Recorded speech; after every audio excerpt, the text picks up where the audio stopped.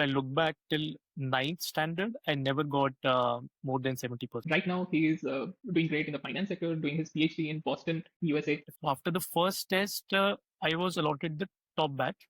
So top batch out of 40 batches. So that kind of attracted me towards finance. So my placement, I did not apply to any mechanical firms. So yeah, that's how I switched from corporate to academics. I feel India is extremely comfortable, although we don't appreciate it and don't realize it. In Boston, I have faced minus 27 also. Minus 27 is like if you're out, then you're frozen. So it's not like all rosy here, but there is a lot of struggle involved.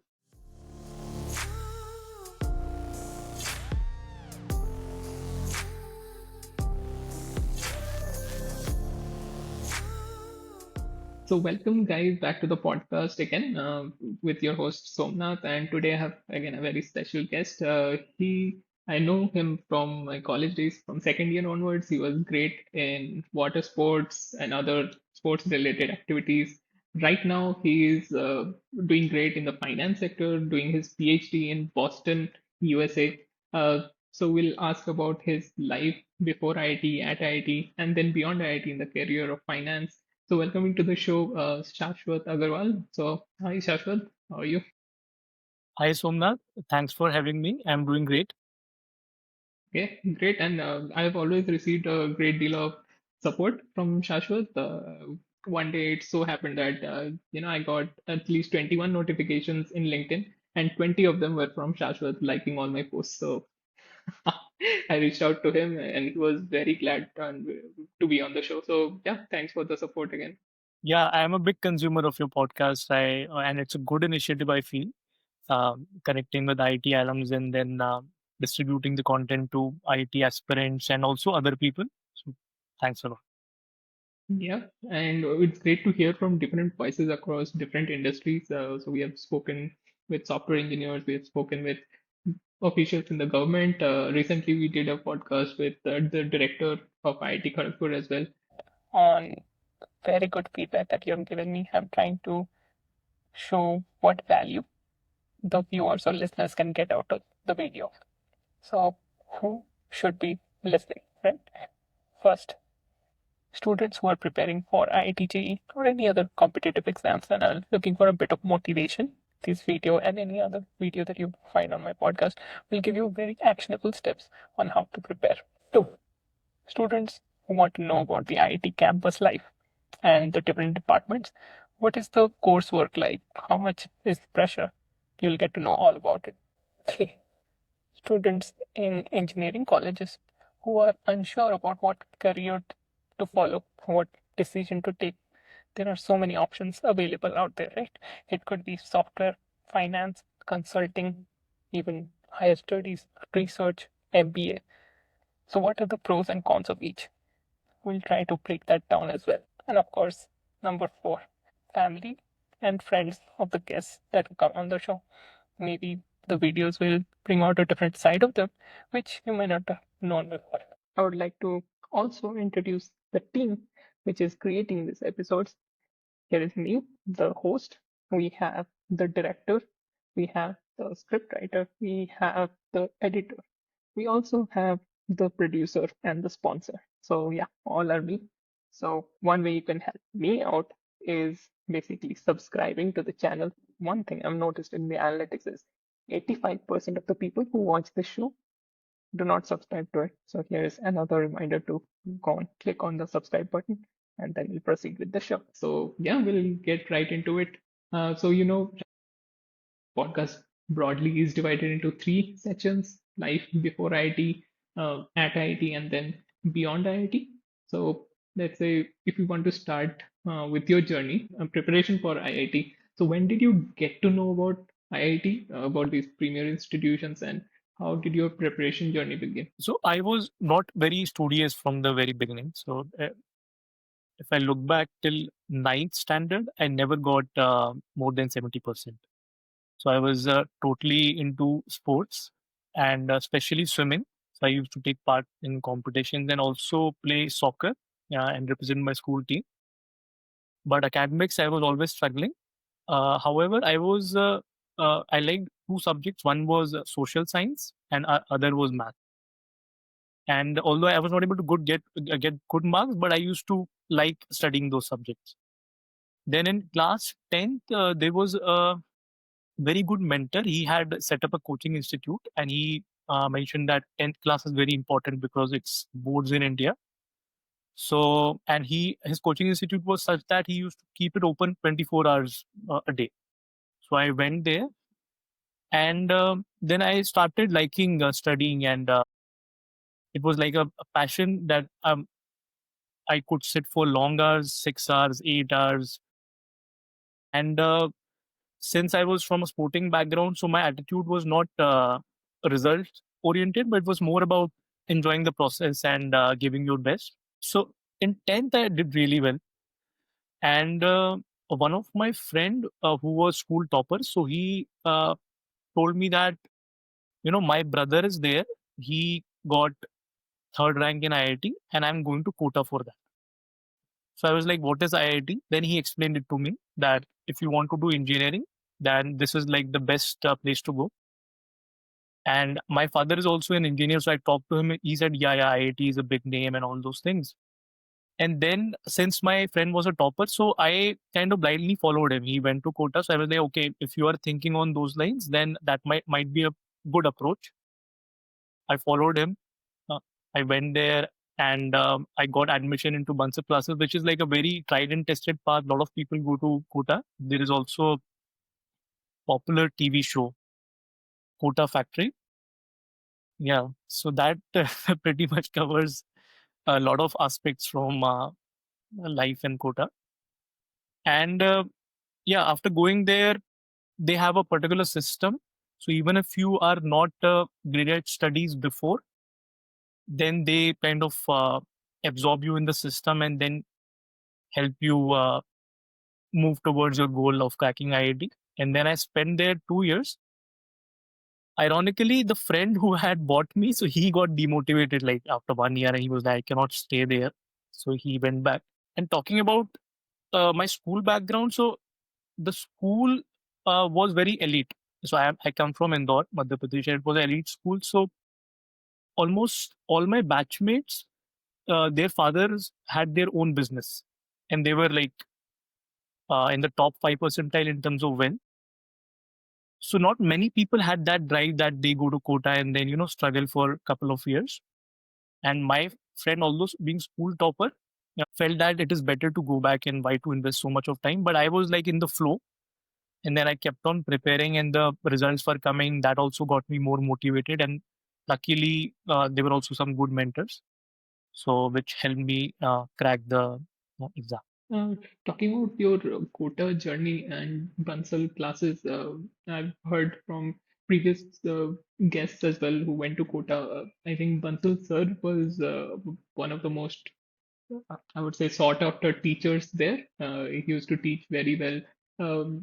And there is also a system of, I think, batches of inside Bansal classes, right? So I think there's a lower level batch, like as you perform, you will be graduating from one batch to the other, getting to the top professors, learning from them. What was the batch? You said you were not great in studies, 70% or less. How was your journey then? How did you become more confident as the exam approached? Yeah. So yeah, till ninth, I never got more than 70. Then in 10th, I prepared a lot. So my percentage kind of improved and I came close to 90. And then so there is also an entry test to get inside Bansal. And based on the entry test score, they allot you one of the 40 batches. And each batch has around 120 students. So in total, there are like 5,000 intake every year. So there was a preparation camp which happened for like 3 days, and they used to teach 8 hours marathon for 3 days. So I think 24 hours. And after that, the test happened. And the goal was to get inside Bansal. So 5,000 students get in. And the results were, I got the third highest batch, which was like very motivating. And then, as you rightly mentioned, there is frequent testing happening every month. And based on the ranks that you get, then you get allotted the new batch. So after the first test, I was allotted the top batch. So top batch out of 40 batches. And then I used to shuffle between the first and second batch. Okay. So you're studying in Kota as well as preparing for the board exams. Let's say 10th is done, 11th, 12th is also there. What was the preparation stage like? Are you preparing only for the JEE exam or are you preparing for boards as well? Or what was the division of time like? Yeah. So it was all JEE preparation. There was no preparation for board exams. And I got enrolled in a dummy school, so which was situated in Indore. So although physically I was present in Kota, but my school was in Indore. And that school was popular amongst people who go to Kota from Indore because they don't pester you for attendance. So you are not supposed to attend classes and you are only supposed to give 11th final exam. So that's like for 4 or 5 days, you need to come to Indore and then give the exams. And then using the school's name, you can give 12 boards. For 12 boards, I only prepared like maybe 10 days before the exam. And for that preparation, my cousin helped me. So my first cousin is there. So he's in same batch as me because he was enrolled in full-time school. So he knew much more about it and he kind of helped me. And I did reasonably well, like more than my expectations. So I'm happy um, with what the score that I got. Okay, so you're preparing for IIT exclusively, let's say maths, physics, chemistry. You already mentioned chemistry was kind of a weak spot. Maths and physics, I hope you are liking it. So, what as the exam day approaches, you are already in one of the top batches in Bansal, which is the place to be in Kota. So, were you almost certain, like you will do very well in the JEE exam as well? Or was there a kind of nervousness that, okay, anything can happen on an exam day? Uh, I was like, my test scores, like, because every month exams used to happen. So those test scores were not very volatile. So it was not like I was getting rank one on day, some day, and when my day is not bad, then I'm getting like rank 2000, 3000. So it was not like a batsman who has a very volatile score, 0 or 250. I was more consistent. So I was like confident that I'll be able to get through and I'll be able to do good. It was the mindset was whether I am, meeting my potential, fulfilling my potential, and giving my best, so as to not have any regrets looking back. So that was the thing that although you are maybe you are confident that you might get in, but just giving your best and structuring your time in a proper fashion. In yeah, in those days the distractions were also very few because smartphones were not there. So I think it was slightly easier on that regards. But now the distractions have increased. So it might be a different battle for the kids who are preparing for the exams. Yeah. So let's say if you had to give an advice to a 16, 17-year-old studying in Kota, aspiring to be selected in one of the IITs, so what would you advise him or her?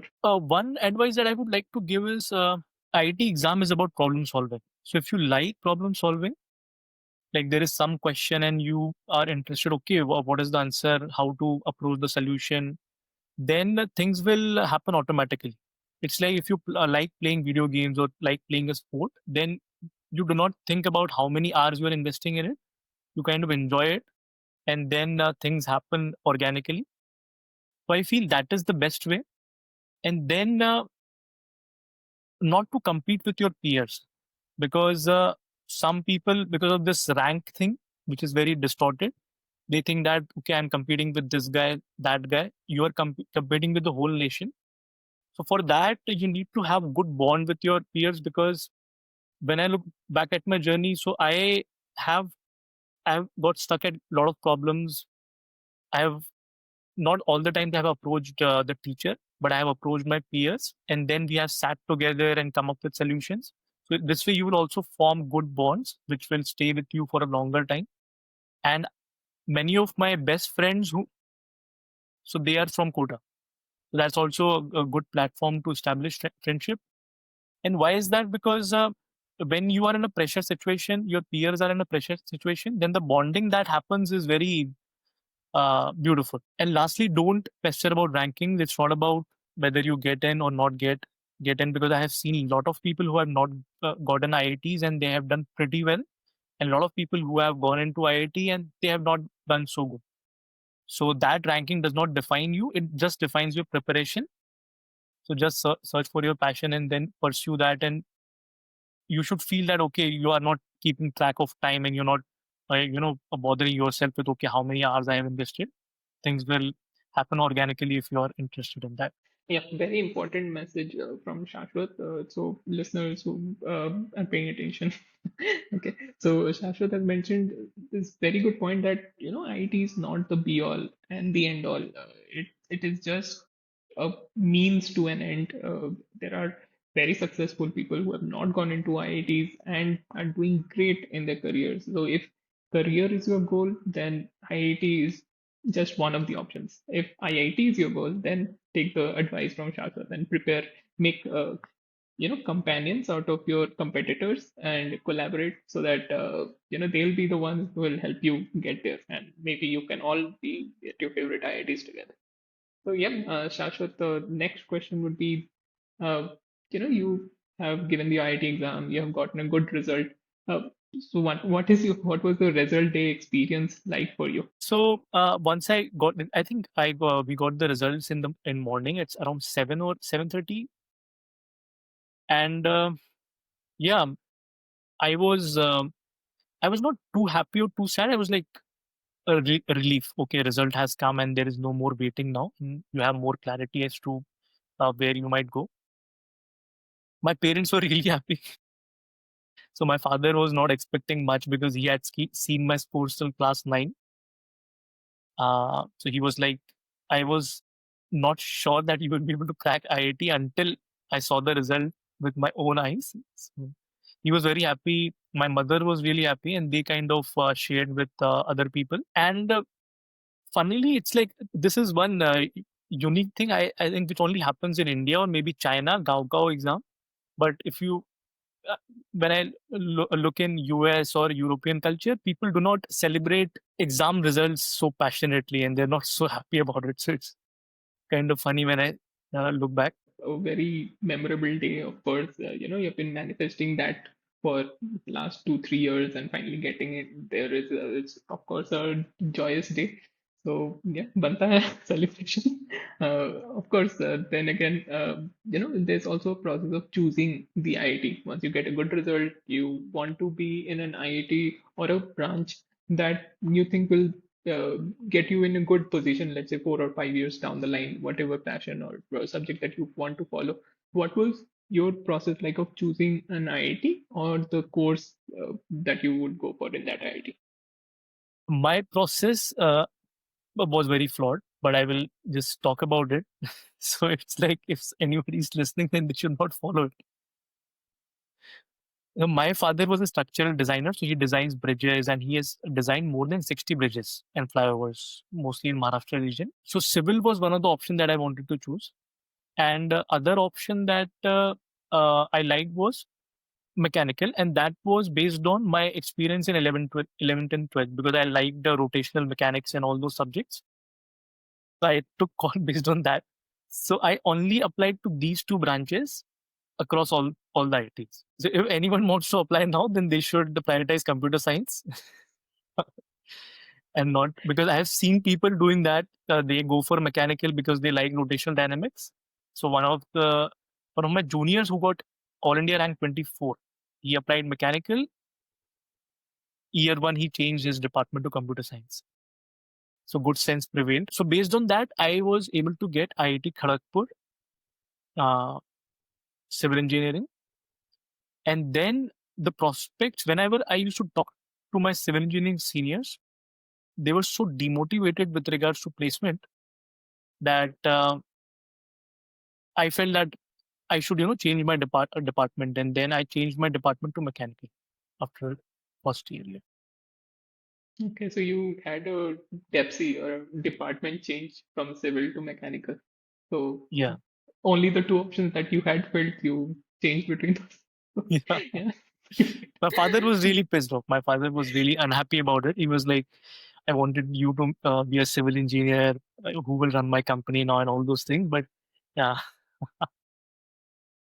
Okay, so that concludes the life before IIT section. Moving on to life at IIT. So, Shashwat, you arrive on your first day at IIT Kharagpur, day of your induction. Do you remember those moments when you go through the Kharagpur gate and you're finally here?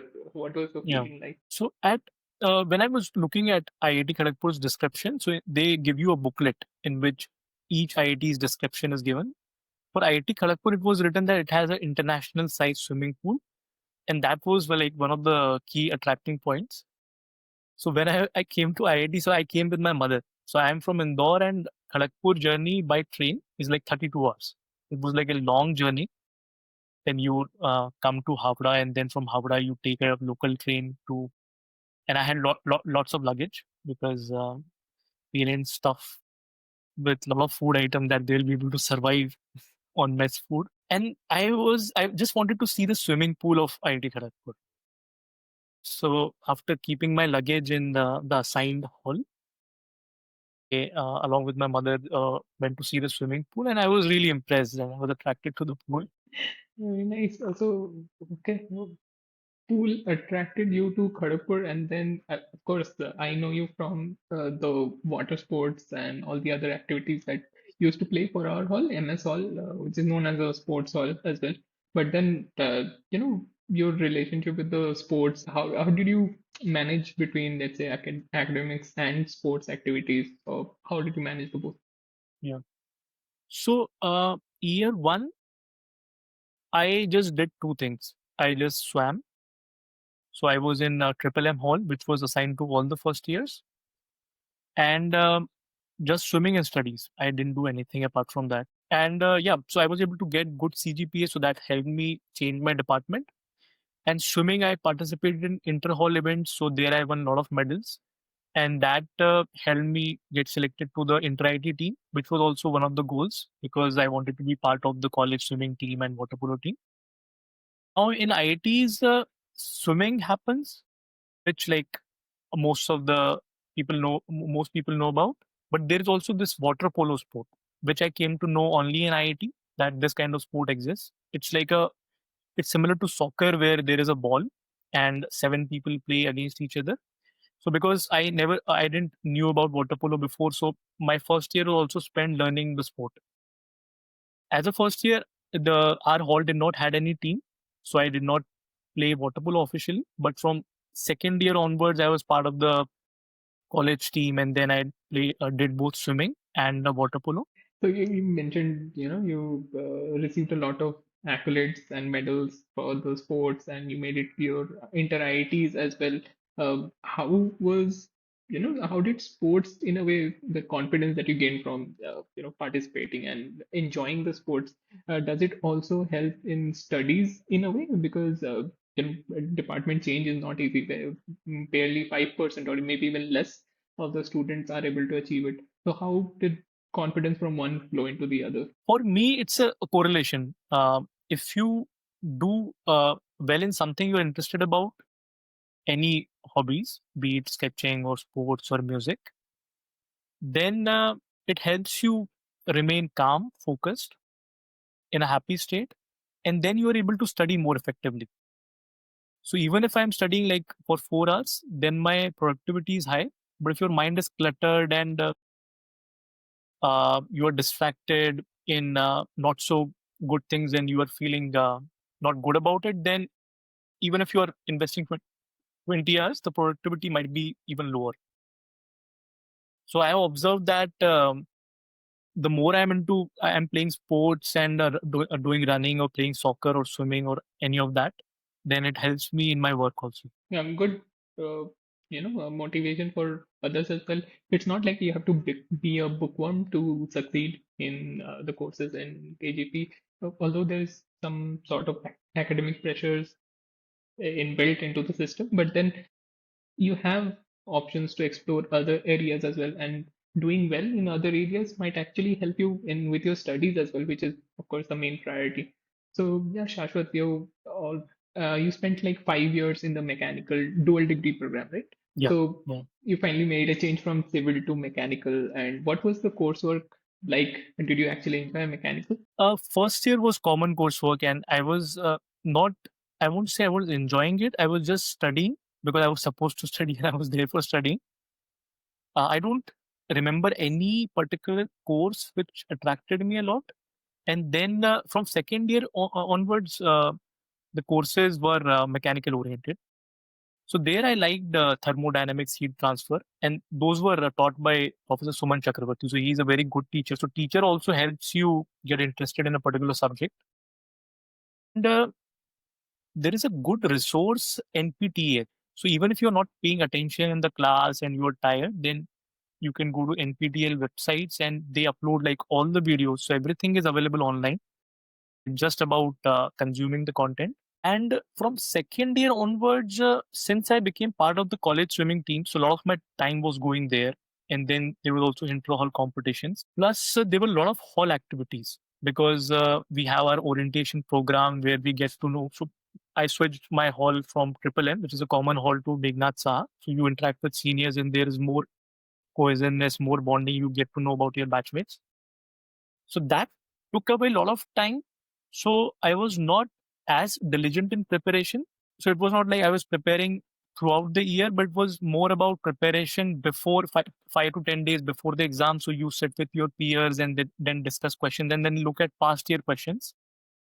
So if anyone is interested in the subject, then they should prepare throughout the year. But my goals kind of changed maybe, and I was more focused towards CGPA. So that was something that I was optimizing. Quick shout out to Shashwat mentioned Professor Suman Chakravarti. He is now the director of IIT Kharagpur as our alma mater. And recently I did a 2 hour podcast, so you can check it out. Videos links below in the description. He has talked about many subjects like AI, research improvements, administration priorities, his campus mothers initiative to deal with mental health and the unfortunate suicides of some students in IITs as well. So yeah, please check them out. It's very informative, and the professor in itself is very uh, say very easy to talk with. He's not one of the people who is difficult to reach out to. So yeah, I'll ask all of you to check those out as well. So Shashwat, continuing with your journey, you've said mechanical, you were focused on CGPA a lot. CGPA is needed, of course, to get into placements. Some companies have a CGPA cutoff. Uh, was that a motivation, or would you want to say like, was there other places that you wanted to be beyond placements as well? Like say you wanted to go into higher studies. So maintaining the CGPA was necessary for that also. Yeah. So it was a dual motivation, getting good placements, and then but my aim was never higher studies. So I never wanted to go for a PhD or masters because uh, we already had BTech and then a masters were there. So I was not aiming for higher studies, but yeah, more about good placements and then having a good profile so that it can help you take to places. So if you, because I was not very sure that okay, I want to go into that particular stream or this particular work. I was keeping myself open to opportunities. And let's say, what was your placement season like then? You sat for your placements around 2016, right? So, what were you considering?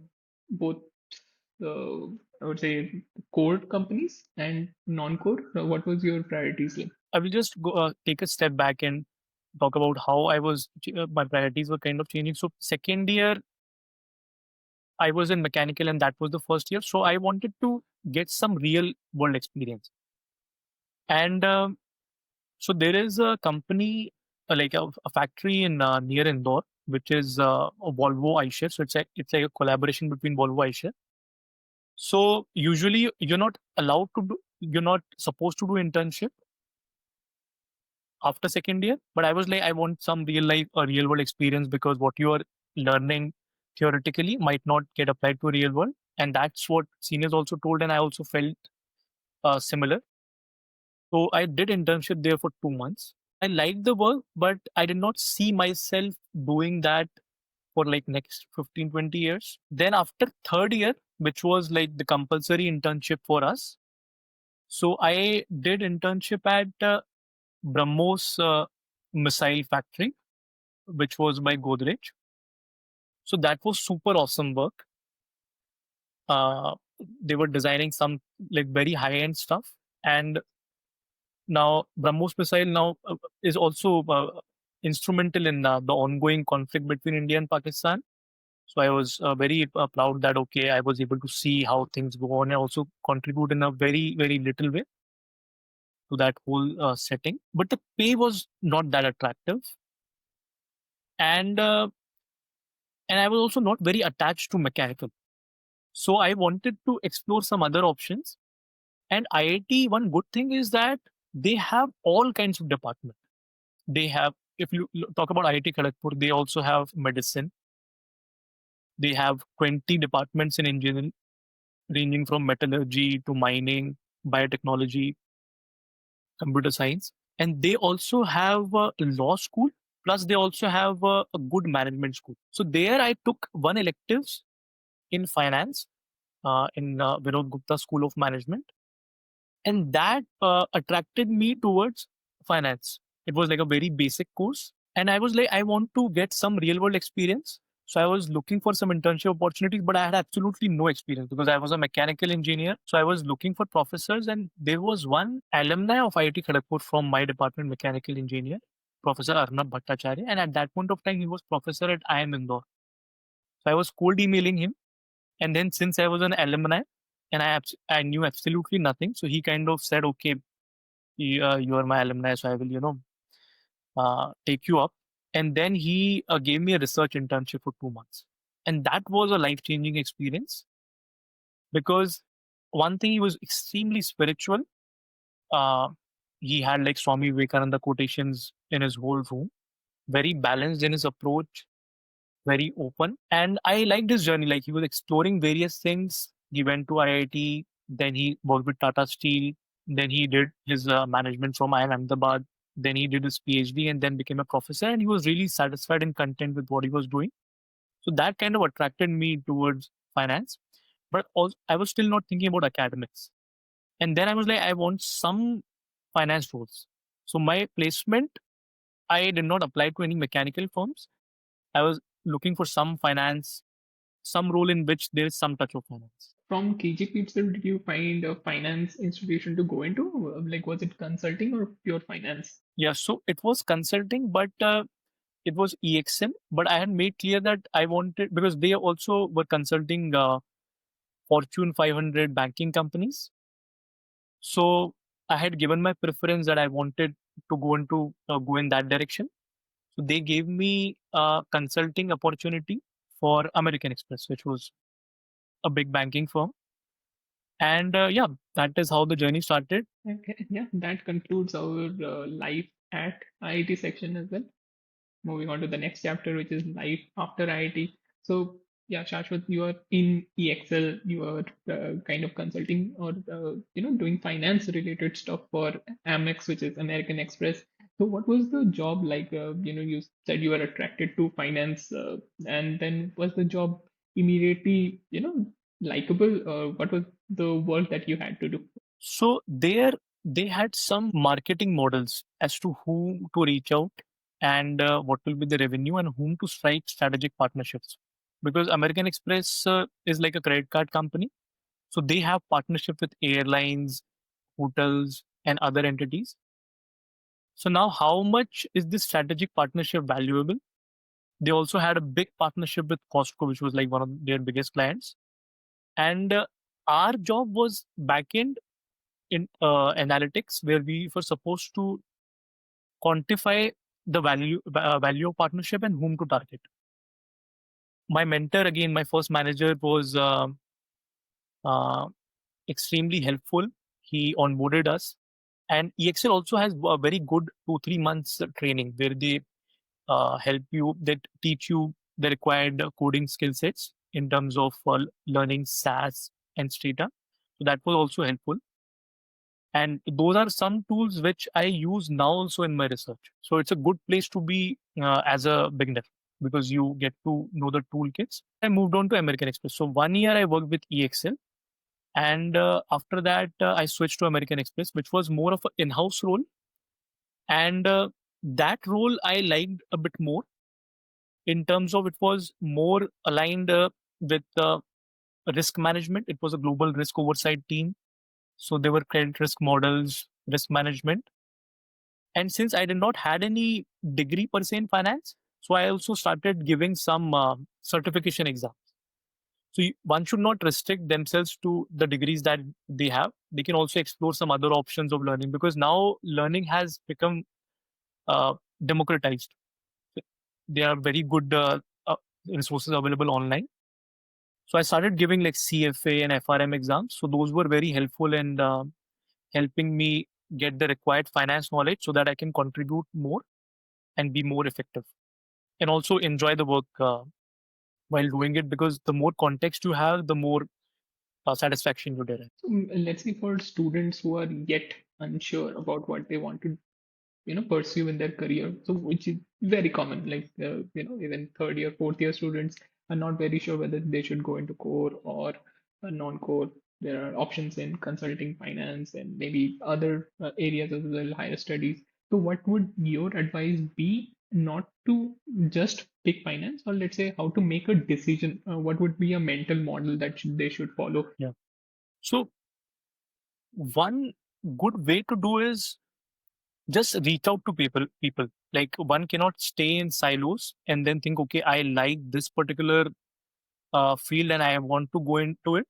This because we have very limited knowledge and networking helps. So just cold email alums, reach out to people on LinkedIn who are working in that particular zone, talk to them because people are really open sharing their experiences. And when you talk to them, then you get to know about the perspective. Okay, this is how the field looks like. Now, this is about the external. Okay, this is how things are. And second thing is searching inwards. And for that, you need to have some hobbies or some spiritual inclination as to exploring yourself, just meditating and seeing what you want, looking back at your journey, analyzing yourself, what you are, what is your potential, where can you go. Like these are very difficult questions, but at least have some vague picture about it and then match the external with the internal and also take risk because if you look at anyone's journey, they were not able to get anything at their very first go. They took risks, they worked their asses off, and then they understood, okay, this is not a good match. Then they move on to something other. They worked again, and then again see, okay, if it's a good match, then they continue. And also, things are very dynamic because things change over time. So yeah, I think these are the key pointers. One is looking externally, talking to people, looking internally, and third is taking risk, just getting things done and doing things and not waiting for the right opportunity to come. Yeah, definitely very good model to follow. It's anyway not like you will spend your entire career of 30, 40 years or however long your career will be in one single domain, whether it be software or any different kind of non-core consulting, finance, etc. It will always be dependent on where you are at a certain point in time in your life. It could be like 2 years down the line, you won't like software, so you move on to a different domain. 2 years down the line, you might not like finance, you want to start your own business. But the lessons that you learn from each individual job or career that you have will help you on to do better stuff as well. So, yeah, Shashwat, you are now in Boston, you are pursuing your PhD. Uh, so, what has been the PhD journey like? And even before that, why did you want to pursue PhD? So, you're working in finance, you're in a great company, Amex. So, what made you pursue higher studies there as Yeah. So I was working at American Express and I was giving all these exams and I was only able to think about the next 2 3 years. Okay, 2 3 years I might go for an MBA abroad or something of that sort. But there was I was not able to get a clear picture in terms of next maybe longer term, maybe 5, 10 years, 15 years, or something that kind of satisfies me and aligns perfectly. So there was always some dissatisfaction because I was looking for next 2, 3 years. Now COVID happened, and it was a funny situation because my parents and my sister they were with me in March, around 15th March or something. All of us were there, and they had to suddenly go to. So I was in Gurgaon, Delhi. I was working with American Express, and they had to go back to Indore for some reason. And I kind of stayed back for a couple of days, and I was also supposed to go back to Indore. Complete lockdown in March, and I got stuck away. And there was a maid, so she's also not coming. I knew zero cooking. Now 3 months I stayed in the same house, and it was a survival story because and then reality kind of hits because I kind of realized that how protected I was before COVID. I never appreciated that someone is cooking food for me, someone is giving me food in mess, and also other things like other household chores. So yeah, it was like a time spent in silence. So before that, I was more external oriented. I was looking at what other people are doing. I was connecting with people. I was networking with them and understanding what things are, how things are. But I was never looking internally. So that gave me a moment to look internally. So I started my meditation routines. I learned about it. I read books on it. And then it was, got a more clear picture as to who I am from inside. And then I realized that, okay, what kind of career would suit me?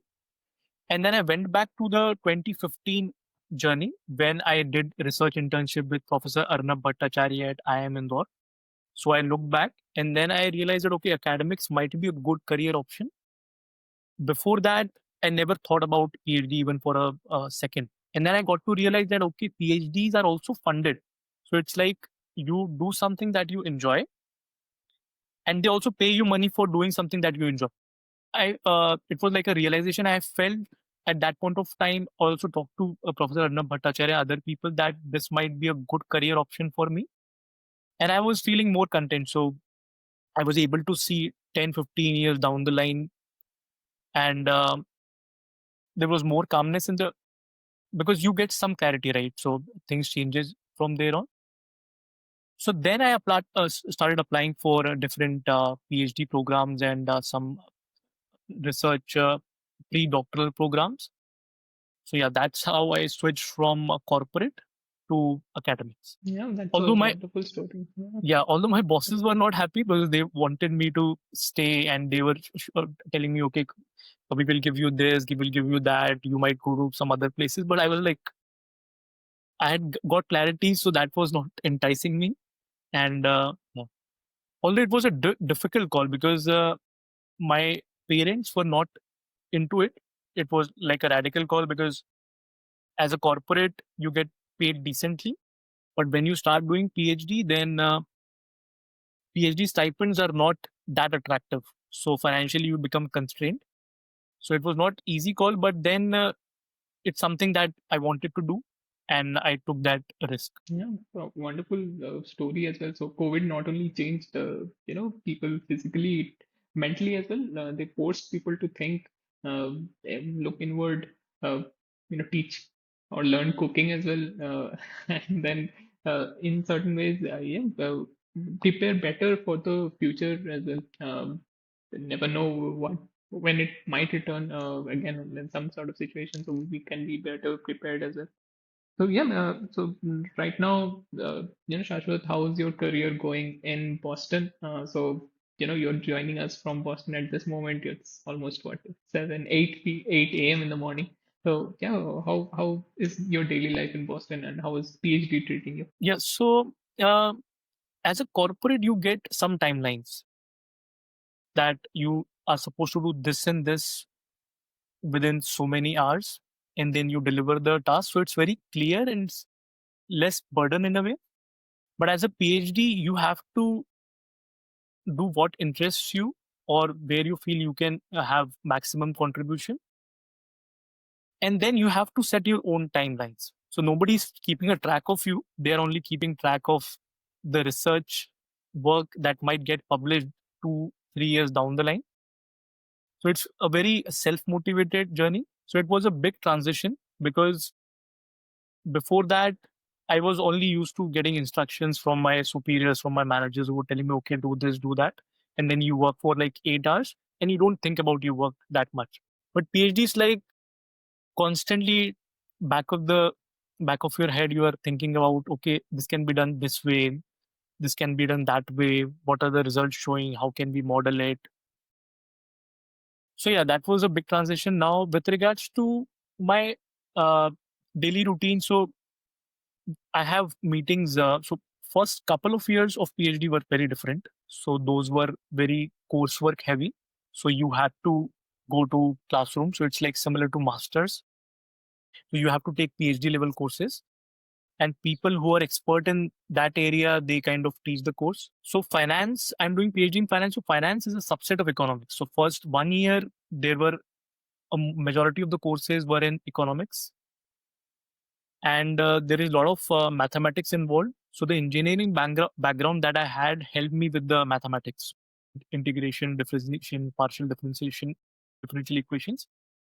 So when I learned those tools back in my engineering days, I was not able to appreciate them. And then you start doing jobs, you forget about them. But once you go into academics, then you look back at those tools again.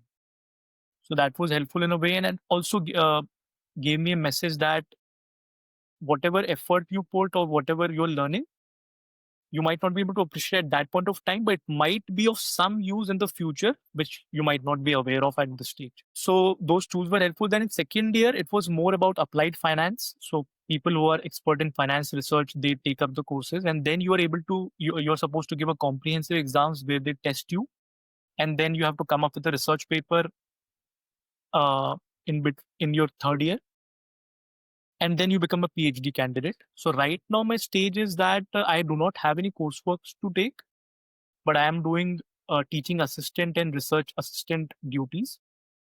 And parallelly, I am doing my own research work. So I have to come up with ideas, and then over the week, I have meetings scheduled with my guides, professors who are expert in the area. So I have my committee, my chairperson, and other people. So I kind of interact with them every week or once in 2 weeks. And then you get feedback, you think more, and you also network with other people. So, for example, if you look at my last 3, 4 days, I have had meetings with people who are professors in Canada, who are professor at IIM Indore, professor in a university in New York, professor at London Business School. So you get to interact with lots. So it's about collaboration, interacting with them, sharing ideas, getting feedbacks, giving feedbacks, and then you also attend a lot of conferences. So that's also a platform for networking, because finance is a applied field. So it's not like natural science where you can sit in a room and then come up with some idea. You have to interact with the real world, see how things are happening, and then you model it and try to explain it. Okay, why are these things happening? So that's one skill set one needs to have, or if they do not have, then they need to develop it over time. And there are also ups and downs with the journey, because sometimes the research might be going really good. You might be getting some very good results, so you become really motivated, and then at sometimes you hit a roadblock. And since you are the owner, you have to take accountability. It's like owning a company. You have to take all the risk. It's not like a job where things are stable and the risk is taken by the CEO or the shareholders of the company. So let's say if somebody wants to do a PhD, what do they need to know of, the journey after PhD as well? Where can they go? Is it only that they can become professors at the university teaching the courses that they find really interest in, or are there journeys back to corporate as well? So PhD, I was segregated into two fields. So one is PhD in natural science. So most of engineers, they do PhD in mechanical engineering, computer science, chemical engineering, or maybe pure sciences such as chemistry, math. And then there is PhD in natural science such as economics, finance, history, and those other fields. So if one is doing PhD in natural sciences, Then I have seen most of the people who do PhD in natural science, they go for corporate jobs, so very specialized corporate roles, if they are not able to become professors. And becoming professors in, let's say, mechanical engineering is extremely difficult, because you have to do PhD that might last for like 6 7 years, and then you have to go for postdoc that might last for 2 3 years, and the publication benchmarks are also really high. One might, after a PhD, choose, okay, I don't want to become a professor and I want to go back to corporate, because the lifestyles are very different. And most of the PhDs who are doing in natural science, they opt for PhD just after their completion of masters, when they are like 22 23, so they do not have much idea as to what the journey lies ahead. Whereas in natural science, the average age of PhD is around 28 29 in economics finance, because they complete their studies, then they go for 5 6 years of experience, and then they opt for PhD. So, for example, my peers, so they have experience in very field. Like one person is like 33, so he had 5 to 6 years of experience in investment banking. One person is a uh, CPA in USA. So then you kind of make a very informed decision. Okay, I want to go do PhD because I want to become a professor. Because if you go back to corporate after doing a PhD, then it's not a very optimal decision, because you are there is a opportunity cost. You do not get paid as much. So instead of investing in PhD, one can directly go to corporate, or maybe after 2 years take a call that, okay, I can get a. There is also option of mastering out. So after 2 years, you can get a master's in finance and then go back to the corporate instead of investing 3 more years in PhD. So if one is staying in PhD, then that implies that they want to become a professor, especially in finance and economics. But I have seen some people, if they are not able to land up a good academics job, which is very difficult, especially in USA, then they go for some specialized consulting where they only hire PhDs, or they give them some positions specific to research. So, Shashwat, you were in Boston and you were in India as well. In COVID times, you had to learn cooking by yourself. In Boston, I'm assuming that you also cook by yourself. What are the different cultural changes that you had to face after going to US? Yeah, so life in India is extremely comfortable, although we don't appreciate it and don't realize it. But after coming here, in US, there is no servant. You cannot hire any maid. You have to take care of cleaning the house, doing all household chores such as cooking food, washing utensils, even cleaning the washroom. Plus, there is no hand holding in terms of, if you sick, get ill, then in India, it's like very easy to access healthcare, where there is an insurance. And even if you want to get a doctor's appointment, you will get after 3 or 4 months. So that makes you, uh, so once you come here, it's a struggle initially, but it makes you really strong and independent. So I have seen a lot of cases where student is from a very rich family. So, and they are out of India. And then when they come here for masters, after 2 years, they are entirely changed.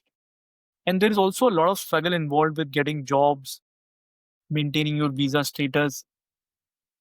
So survival toolkit is there, so it helps you develop as a person also. Yeah. And let's say if you a student is looking to get into MS or PhD or any certain higher studies in one of the US schools, so what are some things that he or she has to keep in mind, like that may not be easily available as information outside, but yeah, day to day it might affect them.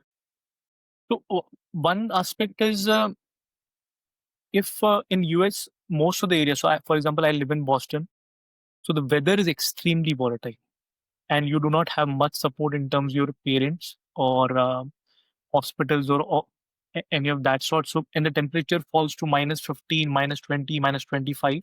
In Boston, I have faced -27 also. -27 is like, if you're out, then you're frozen. And in India, we are used to like 20, 30 degrees temperature. So you have to have a very strong immunity. You have to adapt to this climate. And even though the temperature is -13, you are still required to go to university every day. If you bunk classes, then your grades get affected. Secondly, because coming to US, you have to have a huge financial support in terms of taking a loan, and the education is also extremely costly. So there is always pressure on you as to get a job. This does not apply in my scenario because I came for a PhD, so it was fully funded. But nine, 90% or more than that, they come for masters and few come for bachelors. So most of them face that financial struggle. They have come on loans. And since you have taken such a huge loan, you have to repay it. If you don't repay it, then because of the higher interest rate, it keeps on multiplying. You have to get job, and getting a job here is difficult because a lot of companies, they ask for sponsorship. You'll be required to get sponsored, so that itself is a process. So there are a lot of challenges. Once you get the job, then things become easier, but before that it's quite stressful, both uh, in terms of finances, mentally, physically. So it's like a big call that one needs to take. So it's not Yeah, like all rosy here. Some people like think that it's all rosy. Okay, we'll come to US and do all of that, but there is a lot of struggle involved. That also one needs to keep in mind. yeah, people get attracted to the 100K, 200K, even 500K salaries that companies might be throwing out offers to. But then, yeah, the initial process is a grind. So, yeah, thanks for that information. Shashwat, what are the different ways or the methods of getting into PhD in a US school like the one you are in at Boston? Yeah. So most of the PhD programs, they have an intake in fall. So if you want to get in fall of, let's say, 2025, then one needs to start applying 1 year before. And a couple of exams that one need to clear is GRE and GMAT. And GRE and GMAT is an exam which is similar to CAT because they test quantitative and verbal skills. There is a threshold for GMAT. The threshold is one needs to get over 700, and for GRE, one needs to get over 300. And once the threshold is met, then your profile will get shortlisted. Apart from that, one needs to make a good resume, which should have all the career highlights. Then have a SOAP, and SOAP should talk about SOAP is kind of an essay which should talk about why are you applying for this particular program, what are the skill sets which you feel you have, which makes you a good candidate for the program, what are your future goals, and how this program will help you meet those future goals. So these are some of the questions that one needs to address. And each university has an application fee, which ranges from 2000 to 12,000 INR.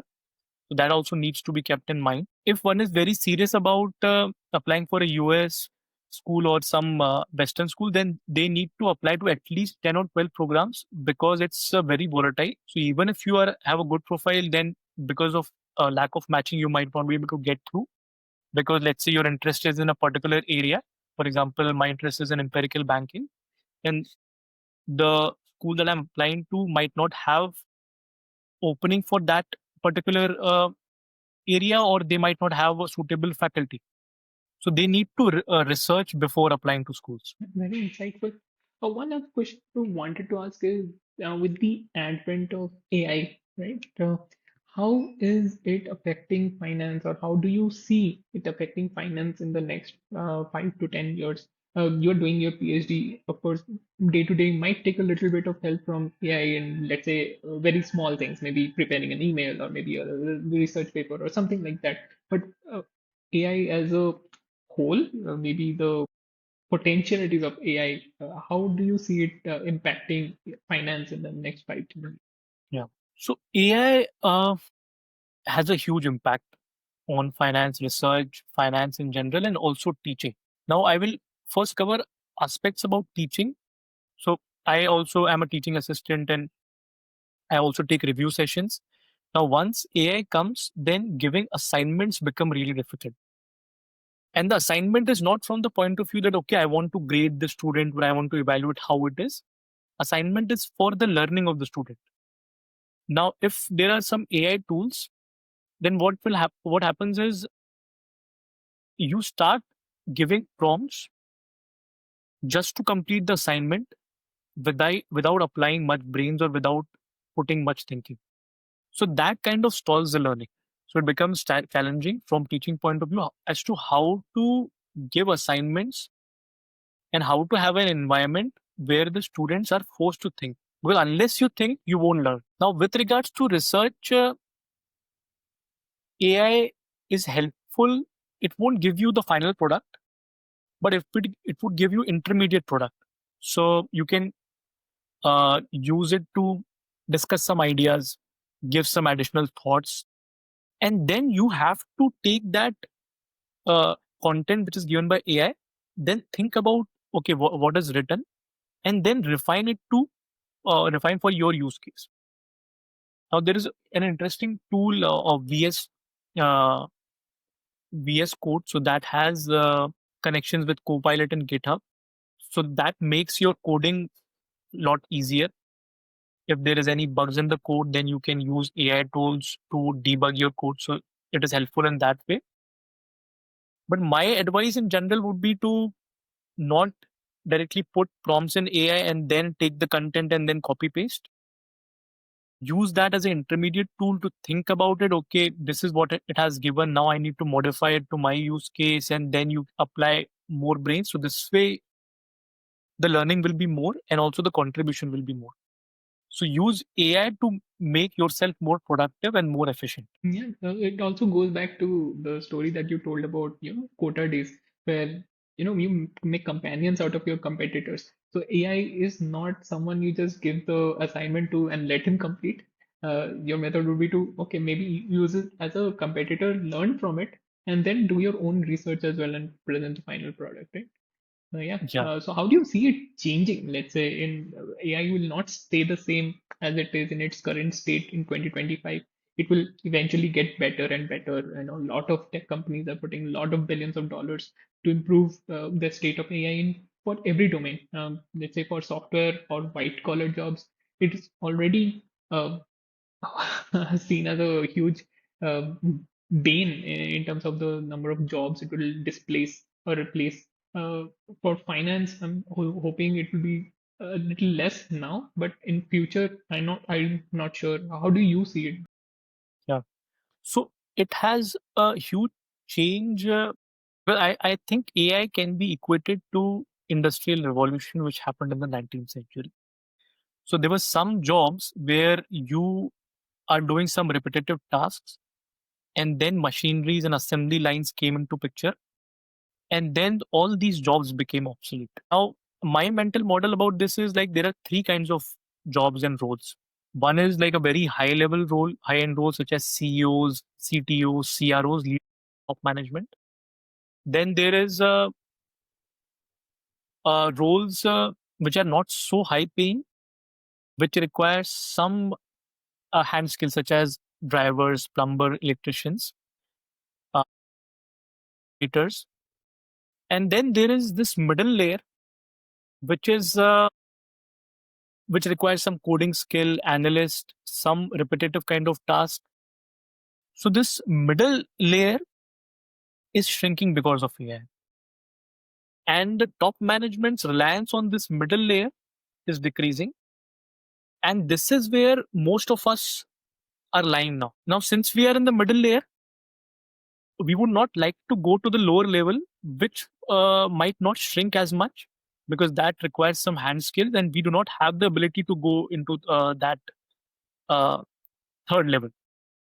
But we need to upskill ourselves, make ourselves productive so as to make ourselves useful to the top layer and also target for the top layer. Maybe start your own business or think on those lines. Now, it's like a huge shock, and one cannot be comfortable with whatever skill sets we have.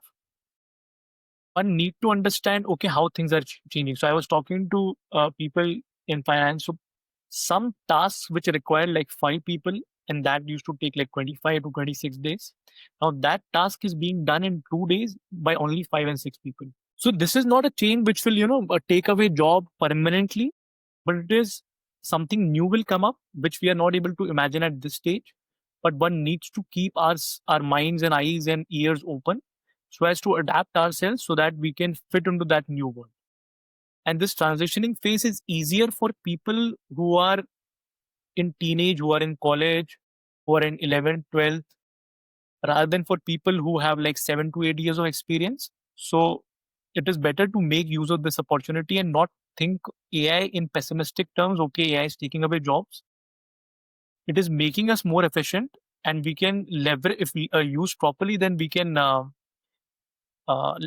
make it bigger and make ourselves more help us in contributing more to the society in general. Incoming applications of PhD students, is it reducing या क्या हो रहा है मतलब do you see a change in ये last 2 years में? AI is impacting in terms of PhD applications also in finance, because AI has taken a lot of jobs away. So it is usually a trend that if there is more unemployment, then more people apply for higher education. So they go for masters or PhDs. So as to upskill themselves, and this is a trend which I see now also. Another very important and interesting article was published in Economist. So they talked about unemployment rates, and one of the observation that they had was that in no point in history since 1940s, the unemployment rate of graduates was higher than the unemployment rate of non-graduates. Post 2022, this is the first time in history where the when the unemployment rate of graduates has surpassed the unemployment rate of non-graduates. Now, AI is one of the drivers for it, and this is actually pushing us graduates to upskill ourselves. And now graduation is not just about getting a certificate and then you can be rest assured, okay, now I will get a job. You have to work hard for it. You have to upskill yourself, and then only you will be relevant. Gone are those days when you can substitute hard work with a certificate. AI is asking us these questions. Yeah, great. Yeah, that was very informative as well. Thank you for all your insight as to the journeys of PhD as well as the journeys in finance. So this was about the life after IIT section. We'll move on to the fun part, which is the rapid fire.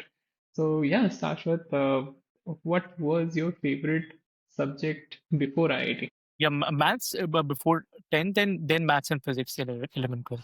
Yeah. Okay. And what was your favorite course in IIT? Thermodynamics. Who was your favorite professor in IIT? I think you might have given the answer away, but still I'll ask. Yeah, Suman Chakravarti. I was always impressed with him. Yeah, and because he was superb researcher plus superb teacher, and he also was very liberal in giving me good grades, so that might also bias my answer. But Okay. What was, which year, in fact, was the most confusing for you in IIT? third year was one of the most confusing because I was dedicating too much of my time to swimming. Plus, should I do mechanical or not? Because I had done a couple of internships, so it was like a stage where I was transitioning. And which year was the most enjoyable for you in IIT? Of fifth year, because after getting placed, you do not have anything to do. You're just roaming and having loads of fun. So 6 months of pure enjoyment, right? Yeah, it was bliss. And lastly, what is your favorite KGP lingo? Do you still use them? Peace. Yeah, peace is something that I still use sometimes. So my parents also know peace, and my wife also knows peace now. Nice. So yeah, in that way, we'll wrap up this episode. It has been very enlightening from Shashwat. Hope the listeners or the viewers in different platforms like YouTube and Spotify uh, have found certain value listening to him. He has his journey from preparing uh, for IIT from class 10 onwards, where he was, by his own recognition, not a great student, not getting above 70%, but then finding confidence through regular practice, and then finding the motivation to go through Kota, the Bansal classes, and getting into IIT, changing his department from civil to mechanical, getting great grades, maintaining a very high CGPA, close to 8.5 out of 10, and then getting into the finance. What interested him more was his one of his professors, Professor Anna Bhattacharya as well. So yeah, then taking the journey from consulting to finance, and then finding within himself the COVID story was very beautiful. The motivation to go to PhD and explore his interests even further. So yeah, wish him a great journey, great success on his journey as well. So thank you, Shashwat, for joining. Yeah, thanks a lot, Somnath, for having me. Yeah.